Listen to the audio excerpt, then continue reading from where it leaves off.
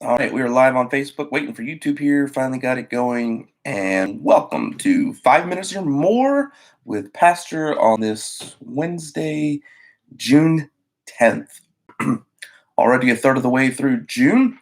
It is a partly cloudy day. Looks nice out though. Um, Hope you're having a good week. I don't know about you, but this week has been a little crazy because so many things feel like they're somewhat going back to normal, but I don't have all the details worked out yet, and so many things that are still out of my control as far as church. So just pray for those things. We're really hoping to meet, in person this week, but weather's not cooperating, and needed equipment is not cooperating, and just setting up a plan isn't quite going the way that we'd hope it would, but that's okay. The Lord's in control.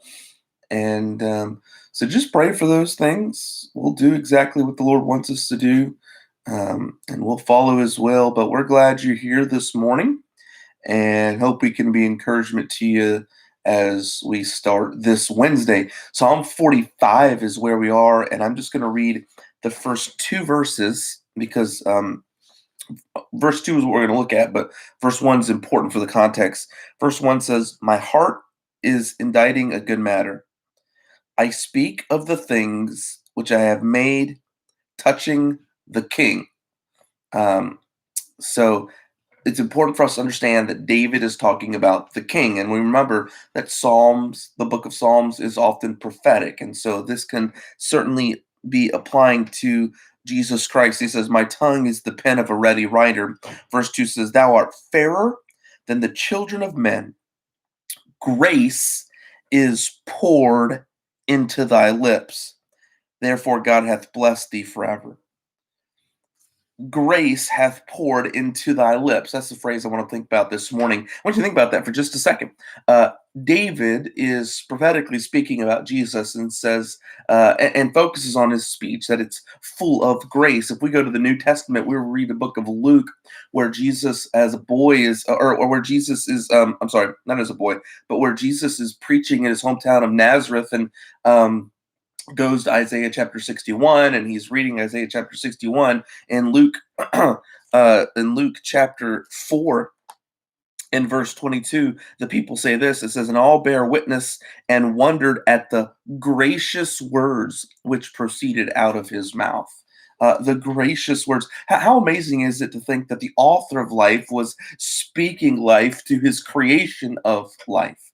Now, I say that all that this morning to encourage you to do a few things.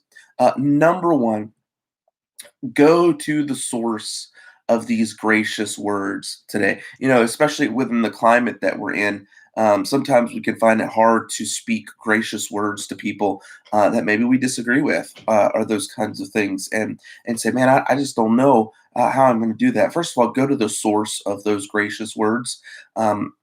Which is Jesus Christ himself. Spend some time today on your own, not just with me, but on your own, reading God's word and taking it in, and applying it to your life, and allow those gracious words to sink into you. But then at the same time, model those gracious words. Let it be said of us that grace is poured into thy lips, and also as Luke chapter 4 just said, that people would wonder at the gracious words which proceeds out of his mouth. I pray that we'll follow his example.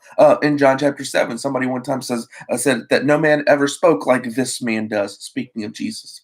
And I hope that can be said of you and me as we ask the Lord to control our mouths. The Bible also tells us, it says, "Let the words of my mouth and the meditations of my heart be pleasing unto thee, O Lord."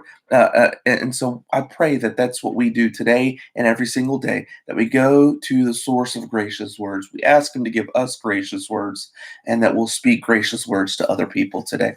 I know that I like when people are gracious with me, even when they disagree with me.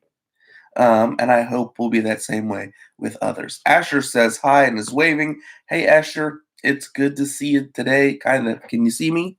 I have my glasses on, so sometimes I can't see as well when I don't have them on. But it's good to see you, and I hope I get to see you in person sometime soon. And I hope you guys have a great day We'll talk to you later.